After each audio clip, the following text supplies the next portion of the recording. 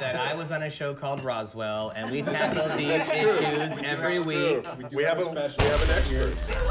Oh, shit.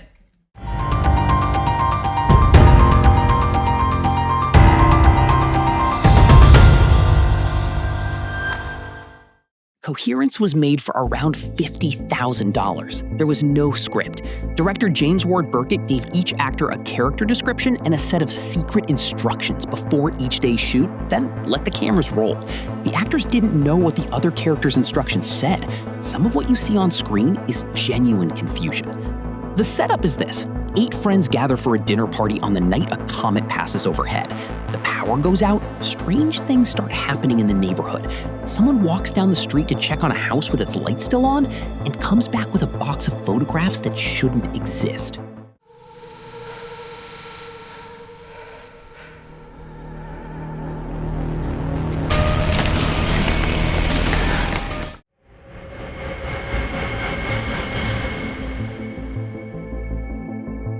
Almost everything that makes Coherence work happens in one house, in real time, over the course of one night. The location isn't a limitation. Confining 8 people to a single space and then slowly removing their ability to trust each other, or themselves, or the world outside the door, is exactly how the film generates everything it generates. I'm sorry, what? Oh, this coming from a big, low-budget filmmaker who makes movies about where society is possibly headed if he could just forget about the date rape he didn't kind of do in high school. Tape is a Richard Linklater film from 2001 that takes place entirely in real time, in a single motel room with 3 people over the course of one night. Vince has invited his old friend John to his motel room before John's film premieres at a local festival. Vince's ex-girlfriend Amy is also in town. Over the course of the evening, a conversation about something that happened between them years ago slowly surfaces. And once it surfaces, it can't be put back. What connects it to Coherence isn't genre. Tape has no science fiction elements whatsoever. What connects it is the structure. Both films understand that a single contained space, a single night, and the right set of pre-existing relationships is all you need. The pressure doesn't come from outside, it comes from what was already in the room before anyone arrived. Linklater shot the film on a consumer mini DV camera in 10 days. It looks like it was made for nothing, which is exactly right. The roughness keeps you close to the characters. In the same way Coherence's handheld aesthetic does, you feel like you're in the room.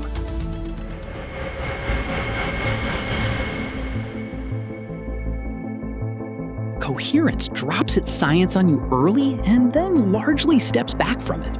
The characters find a physics textbook with a chapter on Schrodinger's cat, read it aloud, and then spend the rest of the film trying to apply it to what's happening outside the door. It doesn't really help them. That's the point.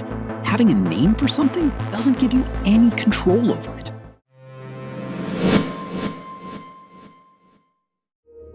To maintain hydration, the body cycles through a minimum of 2.5 liters of water per day. Any food would be a luxury, but the small tank of medical-grade nitrous oxide would be needed on the other side. Primer is a time travel film made in 2004 by Shane Carruth for $7,000. It is deliberately, almost aggressively difficult to follow on a first watch. The mechanics of the time travel are presented without explanation, without diagrams, without anyone stopping to make sure you've kept up.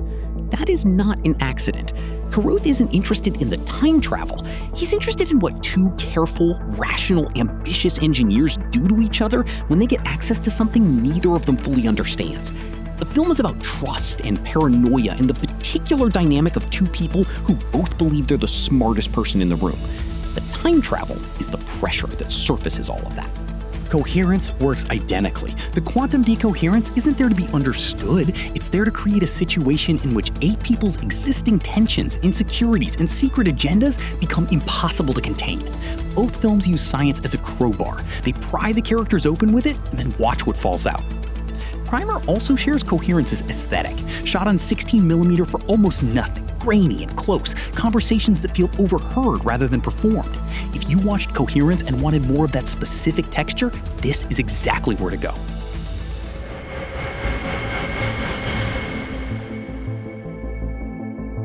By the midpoint of Coherence, the group has established that there are other versions of themselves in other houses down the street, other versions who made different choices. And the question of which version you're dealing with at any given moment in any given conversation starts to poison every interaction. You can't unknow it once you know it.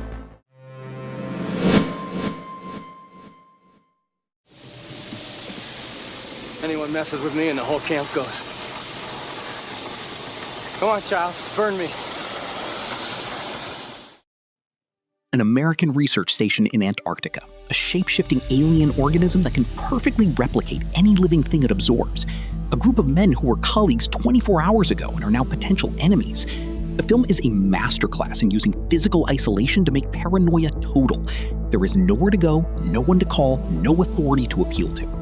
What Coherence takes from this tradition is the specific horror of the familiar becoming suspect.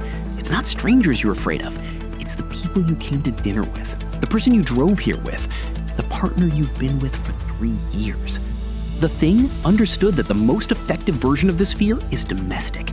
It's not the monster that gets you, it's the thing wearing your friend's face. Rob Bottin, who designed and built the practical creature effects, was hospitalized from exhaustion at the end of production. He was 22 years old. The film was considered a box office failure on release. It is now regarded as one of the great horror films ever made.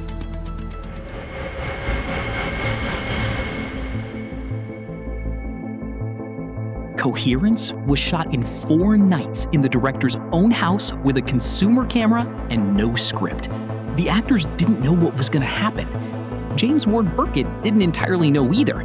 And somehow that process, that radical constraint, produced something that feels more controlled and precise than most films made with 100 times the resources. Because you were so fucking weak. That was the first thing I noticed. So weak. Locke is a 2013 film by Stephen Knight that takes place entirely inside a BMW on a motorway at night. Tom Hardy is the only person on screen for the entire runtime. Every other character exists only as a voice on the other end of a phone call. Ivan Locke is a construction manager driving from Birmingham to London. Over the course of 90 minutes, his professional life collapses, his marriage ends, and the reason for the drive is revealed. Knight shot the film in 8 nights on the actual M6 motorway, in a real car, with Hardy taking live calls from actors reading lines from a separate location. Each night was one complete run-through of the film. What connects it to Coherence is the proof it provides that constraint is a creative decision, not a concession. Burkett used a single house and improvised dialogue because that was what the budget allowed, and then discovered that those limitations were precisely what the film needed. Knight chose a single car and a single actor because he wanted to see what a performance and a screenplay could do without any other support. Hardy won the Best Actor award at the LA Film Critics Association for the performance. The film was shot in sequence every night and cut together the following day.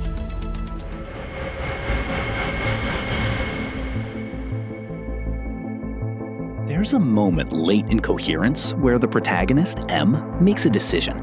She has identified another version of herself in another house, a version who seems happier, whose relationship is in better shape, whose night has gone differently, and she decides to do something about it. The film doesn't judge her, it just watches. And what it's really asking is whether you would do the same. You have no idea what you're about to encounter. What really are the beings from this other planet like? Another Earth is a 2011 film by Mike Cahill, made for around $100,000 and shot on a consumer camera over the course of a year on weekends. A duplicate Earth has appeared in the sky, close enough to see continents, close enough that communication has been established. On Earth 2, there are versions of all of us who have lived alongside ours. The film follows Rhoda, a teenager who, on the night Earth 2 appears, causes a car accident that kills most of a man's family.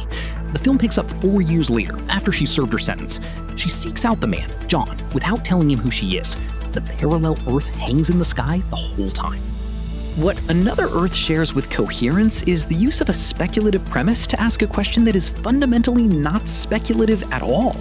Are you the person you chose to be, or the person your circumstances made you? Rhoda becomes obsessed with whether her counterpart on Earth 2 made the same choice on the same night. The science is irrelevant. The question is whether there's a version of her life she can still reach. Coherence's M is asking the same thing when she looks down that street at the other house. The film just gives her a way to act on it. Coherence cost $50,000 and was shot in 4 nights with no script. Everything it does, the paranoia, the dread, the way trust dissolves between people who arrived as friends, it does with almost nothing.